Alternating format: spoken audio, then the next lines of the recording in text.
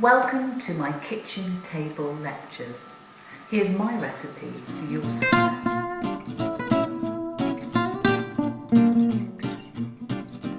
This is our first lecture on the European institutions.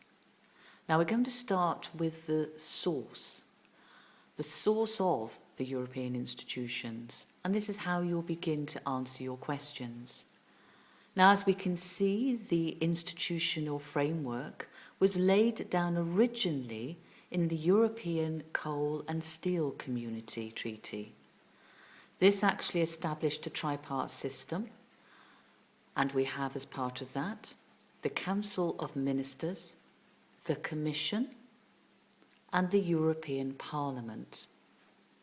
The European Parliament initially was called the Assembly, and the Commission was called the High Authority. So these were, and still are, the main policy and law-making bodies in the European Union.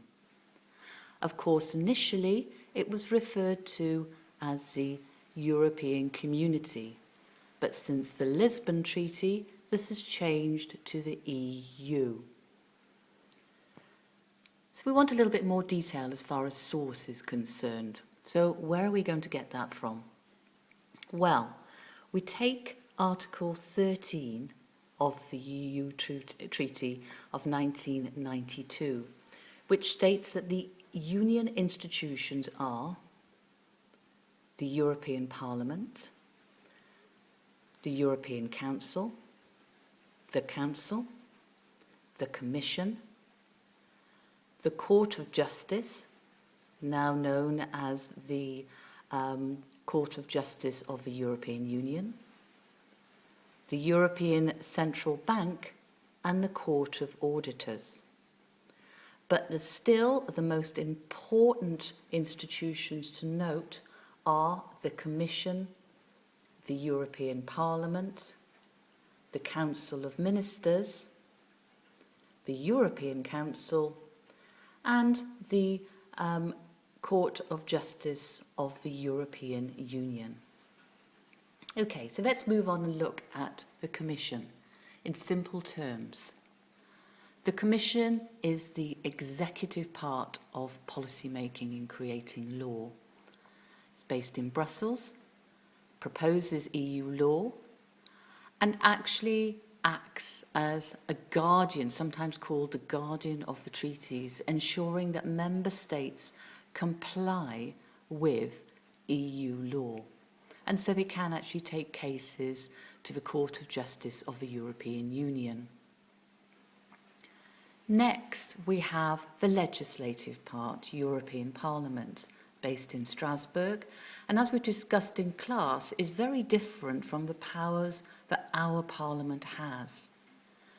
It's a co-decision maker as far as European legislation is concerned, and we know that it has elected members in the form of MEPs, members of the European Parliament.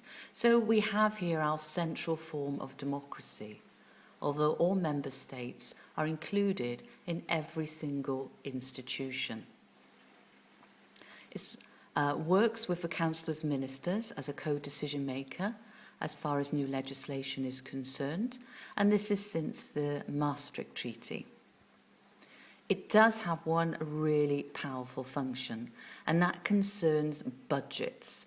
So please read in your notes what happened in 1999, as they can actually force the whole Commission to resign if the Commission hasn't been acting correctly. So in 1999, they were accused of acting fraudulently. Going on from there, as we said, we have co-decision makers, the Council of Ministers. And the Council of Ministers are quite interesting because they enact legislation. They are as a co-decision maker, but they're part of the legislative and the executive. So you need to read a little bit more about this so they can propose policy. They operate a qualified majority voting, so you need to read a little bit more about that. An extension of the Council of Ministers is the European Council. In short, this is where we have the heads of states, of member states, and here sometimes member states can opt out of certain treaty articles. So, for example, the UK opted out of justice, home affairs and asylum policy when the Lisbon Treaty was created. We also know from past lectures that we opted out of the Social Charter in the Maastricht Treaty. The next topic we will look at will be the European Court of Justice, or now the Court of Justice of the European Union. Thank you.